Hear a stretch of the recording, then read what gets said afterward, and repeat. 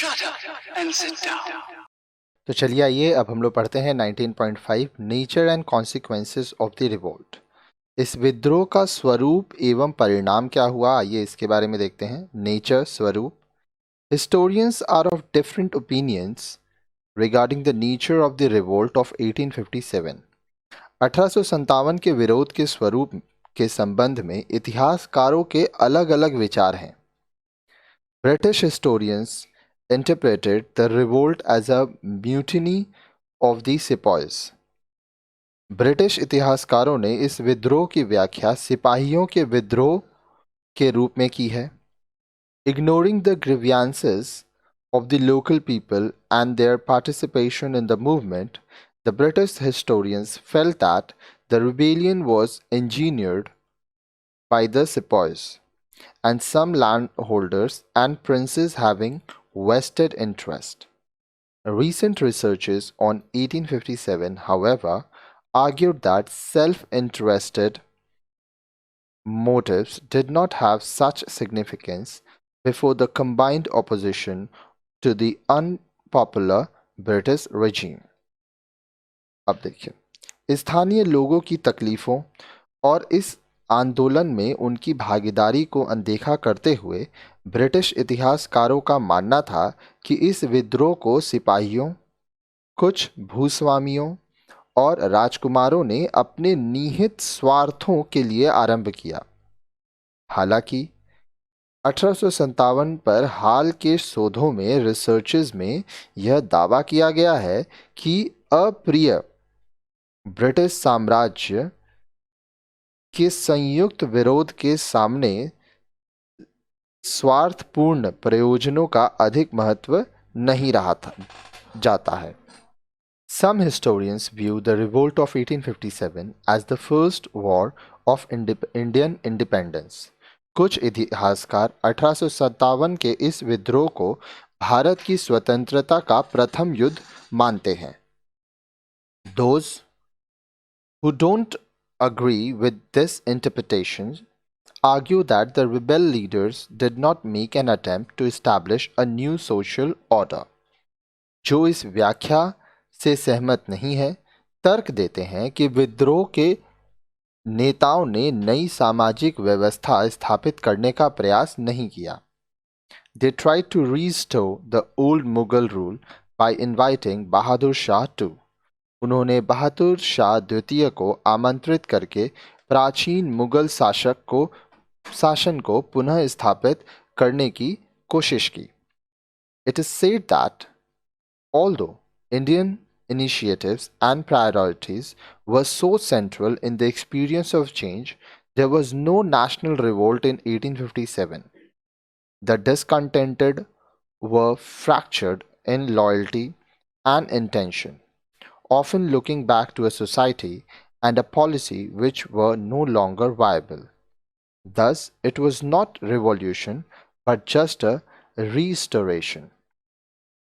कहा जाता है कि हालांकि राज्य बदलने के लिए भारतीयों की पहल और प्राथमिकता केंद्रीभूत थी, 1857 में कोई राष्ट्रव्यापी विद्रोह नहीं हुआ। असंतुष्ट वर्ग में इसके प्रति वफादारी और विचारधारा में बिखराव था, जिनके ध्यान में एक ऐसा पुराना समाज और नियम थे जो अधिक समय व्यवहारिक नहीं रहने वाला था। इस प्रकार यह विद्रोह नहीं बल्कि पुनर्स्थापना जैसा काम था। Recent studies on revolt of 1857, however, focus on the popular participation in the revolt. Besides the sepoys and talukdars, rural peasantry participated in large numbers in the revolt.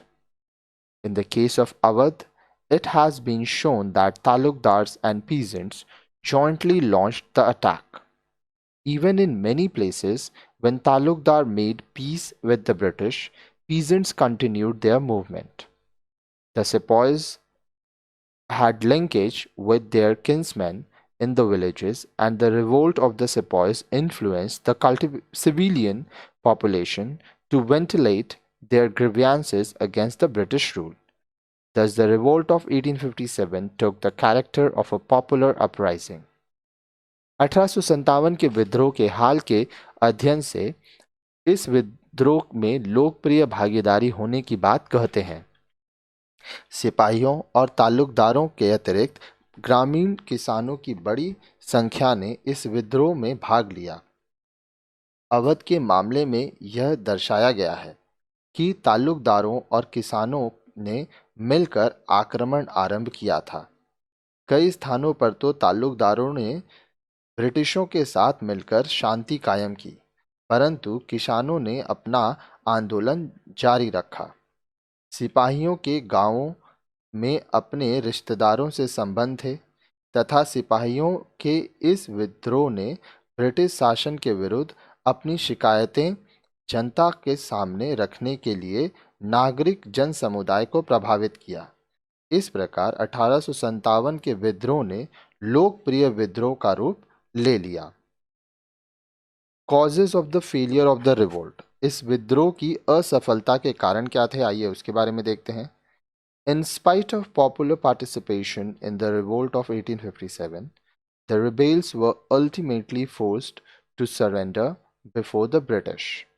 Reasons for the failure of the rebels were, अब देखिए, 1857 के इस विद्रोह में लोगों की अत्यधिक भागीदारी होने के बावजूद विद्रोहियों को अंततः ब्रिटिश सरकार के समक्ष आत्मसमर्पण करना पड़ा।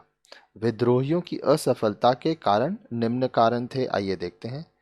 The rebels had limited supply of arms and ammunitions. विद्रोहियों के पास हथियारों और गोला बारूद की सीमित मात्रा होती थी। There was a lack of communication and centralized leadership among the rebels. विद्रोहियों में संचार और केंद्रीय नेतृत्व की कमी थी। The British had sufficient resources and also better arms and equipments. British के पास पर्याप्त संसाधन और बेहतर हथियार और उपकरण थे। The rebels did not have clear political agenda for future except their distrust on the foreign rule. विद्रोहियों का विदेशी शासन को समाप्त करने के अलावा भविष्य के लिए कोई स्पष्ट राजनीतिक कार्यक्रम नहीं था।